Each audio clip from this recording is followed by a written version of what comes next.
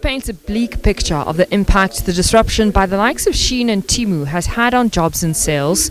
CEO of the Localisation Support Fund, Ishard Kathrada, says it is estimated that as many as 8,000 jobs in manufacturing and retail have been displaced because of the introduction of these players. But it doesn't stop there. I mean, e-commerce is growing. The market share of these offshore retailers is growing as well. It could get to as many as 35,000 jobs by the end. Now, this needs to be a wake-up call to South Africans, both our consumers, but also regulators and the retailers and manufacturers themselves. Because if I look at what's going on in other countries, it's not unique to South Africa.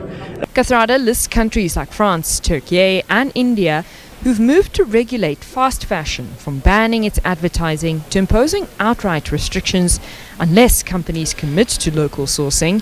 Here at home, the Revenue Service has taken steps like removing value-added tax exemptions and increased customs duties on low-value parcels.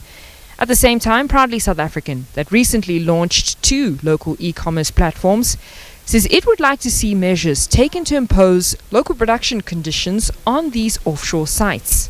We are seeing we have a positive outlook because we are seeing that since we launched the platform, as much as it's new, it's still not known to the majority of people living in the country, and we're slowly building it up.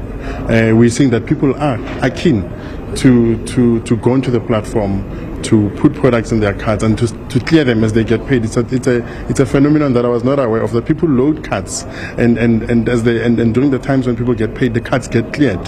So I think that gives us an optimistic view that we are going to get more products on there, and that as we put those products on, the consumers will really take it up. Looking at the future of retail in South Africa, Executive Director of the National Clothing Retail Federation, Michael Lawrence, says the sector remains agile to the changing landscape. We've got different market segments coming through. We all know that there's a lot more AI agility that happens in respect of your consumer base.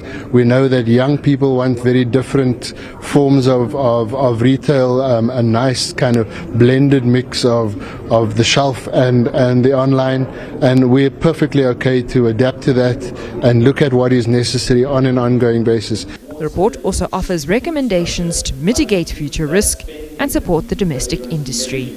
Nosipho Khatebe, SABC News, Johannesburg.